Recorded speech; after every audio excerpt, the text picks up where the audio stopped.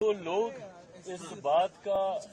हो हल्ला मचाते हैं कि बिहार को विशेष राज्य का दर्जा नहीं मिला, विशेष राज्य का दर्जा नहीं मिला। ये वही विपक्ष के लोग हैं जिनके पास ये जानकारी का अभाव है कि इन्हीं की सरकार में, यूपीए की सरकार में मनमोहन सिंह जी के दौरान ही नीति आयोग में इस तरीके के प्रावधान किए गए थे जिसके बाद किसी भी राज्य को विशेष राज्य का दर्जा मिलना लगभग नामुमकिन के करीब हो गया था। बहरहाल हम लोग की मांग रही थी कि जब तक विशेष राज्य के दर्जे का दर्जा हम लोग को नहीं मिलता, स्पेशल पैकेजेस हम लोग को दिए जाएं। मैं धन्यवाद करूंगा मेरे प्रधानमंत्री आदरणीय नरेंद्र मोदी जी का, मैं धन्यवाद करूंगा हमारी वित्त मंत्री आदरणीय निर्मला सीतारमण जी का कि उन्होंने बिहार को जिस तरीके से स्पेशल पैकेजेस देकर, और मेरे लिए बिहारी होने के नाते खुशी की बात है और मेरी पार्टी लोक जनशक्ति पार्टी रामविलास ने हमेशा बिहार फर्स्ट बिहारी फर्स्ट के विजन के साथ आगे बढ़ने का काम किया है। इस बजट में बिहार फर्स्ट बिहारी फर्स्ट को भी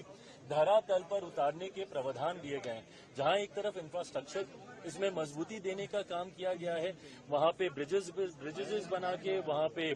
क्या कहते हैं मेडिकल कॉलेजेस की बात हो, वहां पे एयरपोर्ट्स की बात हो, तो जहां एक तरफ बिहार के इंफ्रास्ट्रक्चर को मजबूत किया गया है, वहीं वहां की अर्थव्यवस्था को मजबूत देने के लिए वहां पे अलग अलग राज्यों में गया हो, राजगीर हो, अलग अलग राज्यों में जिस तरीके से टूरिज्म को भी वहां पे बढ़ावा देने के लिए प्रावधान किए गए हैं, जिस तरीके से बाढ़ की एक बहुत बड़ी समस्या जिससे हम लोग हमेशा दशकों से हम लोग परेशान रहे हैं, उसके भी समाधान का जिक्र इस बजट में किया गया है। तो मैं मानता हूं बिहारियों के लिए ये बहुत खुशी की बात है और पूरी बिहार की जनता प्रधानमंत्री जी का धन्यवाद करेगी। बट ओवरऑल भी अगर इस बजट को देखा जाए तो पूरी तरीके से समावेशी बजट है। पिछले 10 सालों में भारत की अर्थव्यवस्था, एक मजबूत अर्थव्यवस्था का लाभ हमारे समाज के हर वर्ग को मिले, युवाओं को मिले, महिलाओं को मिले, किसानों को मिले, मध्य वर्ग के लोगों को मिले, इस बात का ध्यान भी इस बजट में रखा गया है। मैं मानता हूं कि एक बजट ऐसा बजट जो युवाओं से जुड़ी सबसे बड़ी समस्या बेरोजगारी का भी जिक्र करता है।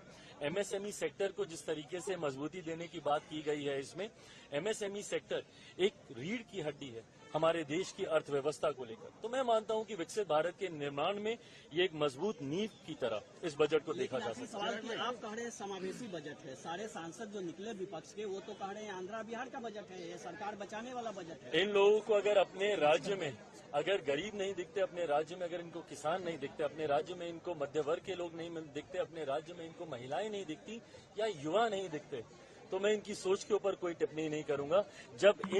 इस वर्ग का जिक्र किया गया तो इस वर्ग से आने वाले हर व्यक्ति, भले वो किसी भी राज्य में रहता हो, उसकी सुविधा का जिक्र किया गया। जब आम आदमी की आमदनी को बढ़ाने का बचाव को जो वो बचत करता है उसको बढ़ाने का जिक्र किया, तो ये हर राज्य के व्यक्ति का जिक्र किया गया। पर अगर इसमें उनको उनके राज्य का जिक्र नहीं दिखता तो ये उनकी सोच हो सकती है।